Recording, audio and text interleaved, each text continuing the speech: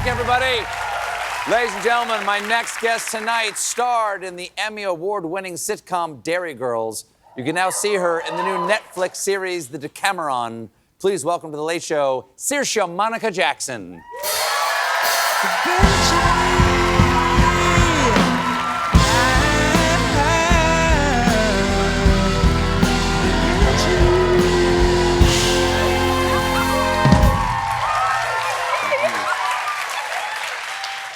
Lovely to have you on. Oh, thank you so much for having me. I'm delighted to be here. Do you have friends or family here tonight? I do, yeah. I've got my mum with me tonight. Oh, wow. My mum's in the audience. Oh, wow. Where is she? Where's Mom? Where's Mom? Is Mom? Where is Mom? Wave, Mom. Where are you, Mom? There she is. Where is she? Yeah. Hi, Mom. Is that actually your mom or just some crazy woman waving back there? It was just really good casting.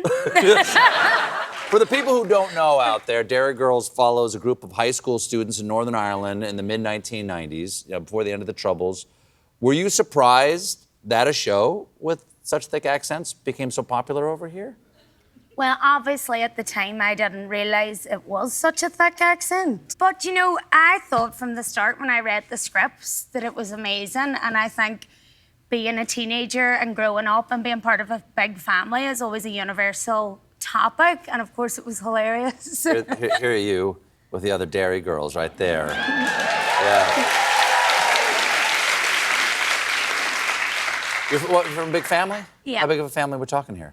Well, when I was doing the numbers for our wedding the other week, my immediate family that I talk to on a regular basis, about 62 to 64, depending on behaviour. Wow. Wow. Do you have a lot of brothers and sisters? I have 2 brothers, but a lot of cousins and aunts and uncles. There you go. Yeah. Well, I'm curious. We love it here. What's the reception like back home? I mean, do people in Derry love you? I wouldn't. They're mad about me. Are you a big celebrity there now? Like, do people... You know what? I think because we play teenagers and because the writing is so true to what it's like to grow up there, and it's such a perfect portrayal of Derry at that time. Lisa McGee done such a fabulous job that the people of Derry really have taken it into their hearts. Because thank God, because they would tell you if they didn't like it. They don't hold back? They don't hold back. Well, this is a nice honor. Oh. That is a mural in Derry of you and the rest of the cast right there.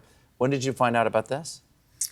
We were told when we were filming that they were going to do a mural, and it's quite special because most of our murals at home are about, you know, the political landscape in the 80s, 70s and 90s. So this is the first positive mural in a way, something about like different culture apart from the Civil War. That's nice. What about when you're outside of Derry? Do you get recognized in the UK? I do. I actually got recognised in a bar called the Cubby Hole the other day when I was out with my mum. The Cubby Hole? The Cubby Hole? Where's that? I've no idea. Is it in London? No, in New York. Oh, in New York yeah, you got sorry, recognized. In New York. And this American guy came up and he was like, "Oh my God, I can't believe you're here. My friend's just at the mural. He FaceTimed me. I gotta call him and say, sucker, she's in the Cubby Hole." That's pretty good. That's pretty good American accent. Thank you. You've been working on that? What about when you're in London? Do you get recognized there? Yeah, I get recognised. I've been turned away from bars a few times because they obviously think I'm a teenager, which can be problematic. More for my 30-year-old partner, but problematic. But we've got through it. I understand you almost got arrested recently in London? Oh, well, I was getting a train down from Liverpool to London. I was auditioning for this movie to play 2 twins. One was like a happy-go-lucky character and the other one was a psychopath. And you get quite used to just, you know, running your lines in public. So I'm working away on my lines and this guy keeps staring at me and I'm like, oh my God, he's such a creep. And he keeps making eye contact with me over and over again. Then I got a bit swept up by my performance, you know, in the emotional bit. And then he's still staring at me and I'm like, right, this is actually getting really annoying now. So I got up and I changed seats so he couldn't be putting me off my good work. And I changed seats, and then when I stood up then, do you know when you get that feeling that someone is following you? I got off the platform, and he started walking behind me. He tapped me on the shoulder, and I turned round, and he opened his jacket and flashed me his police badge. Oh. And he said...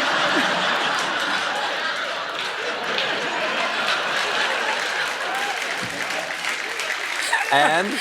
Don't worry, I would be well equipped for that too.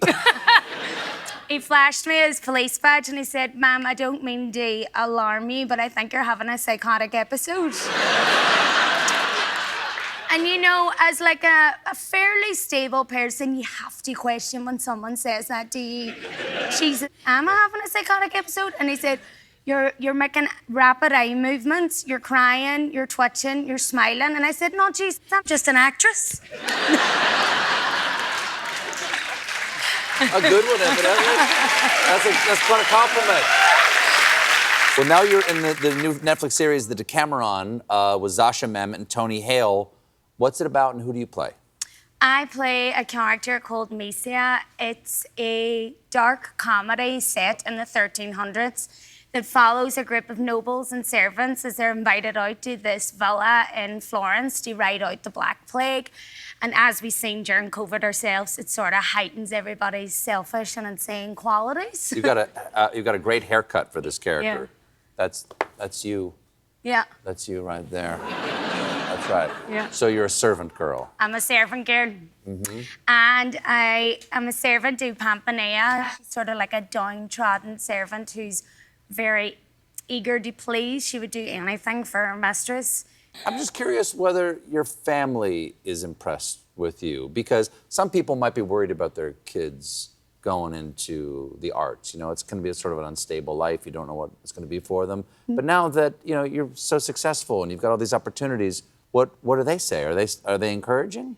You know what? People from Derry and from Donegal always keep you so grounded at all times. We have a thing at home called notions.